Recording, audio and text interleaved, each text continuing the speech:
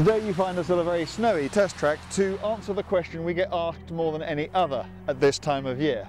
When the weather is like this, do you need a four-wheel drive car, or can you not only get by saving a lot of money and using winter tyres instead, could it actually be the better option? So what we have done to answer this question is bring two apparently identical Skoda Yetis down to the track today. They have the same engine in them, they both have 110 horsepower diesel in them, they've both got exactly the same tyre size on them. However, the blue car over there has got four-wheel drive but standard tyres, the grey car closer to the camera has got front-wheel drive but it's fitted with winter tyres. And what we're going to do is we're going to put them through an acceleration test, a braking test and a cornering test, and see which does best. So what we have here is a winter tyre, and it differs from a standard tyre in three distinct ways. Firstly, and as you can see, the tread pattern is different and it has many more grooves cut into its surface. Secondly, the actual material, the compound from which the tyre is made, is different. It's designed to work at a lower temperature. And thirdly, the actual blocks of the tyre are flexible. They vibrate as the car is going along, allowing the snow to be shaken out. Test one is an acceleration test, which should probably be more properly thought of as a traction test. We're only going to go to 30 miles an hour because if you're going faster than that in conditions like this, you need to be certified. So it's straightforward, side by side, off the line, which is going to get to 30 first.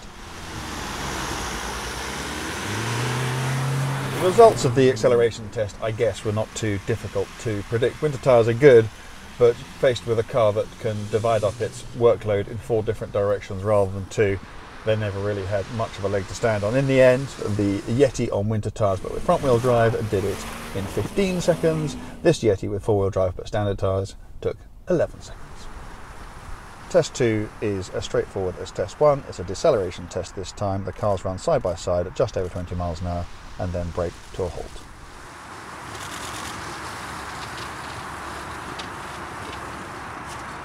So we've just completed the braking test, and what you can see is the difference between a four-wheel drive Yeti on standard tyres, which of course when you put the brakes on makes it like every other car, a no-wheel drive car, and a front-wheel drive Yeti on winter tyres over there. I don't think you'll get a much more stark comparison between normal tyres and winter tyres. This is, if you like, the difference between not having any kind of accident at all and having really quite a big hit.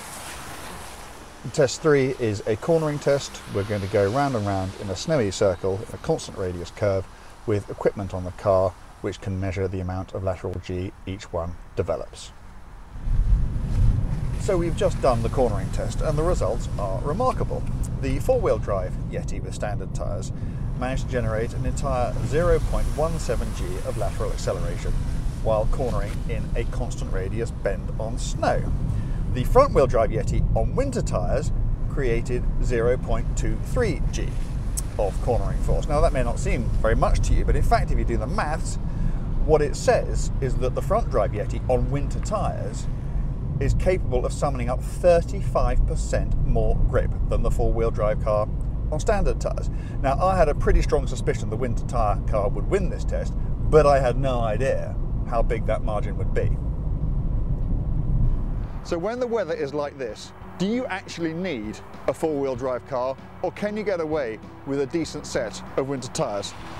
Well, what we discovered today is that you can more than get away with the winter tyres. In fact, you're better off with them. If you want to go up a steep, slippery slope, four-wheel drive has an advantage, but sooner or later you'll have to come back down it again, and then you want to be on the winter tyres every time.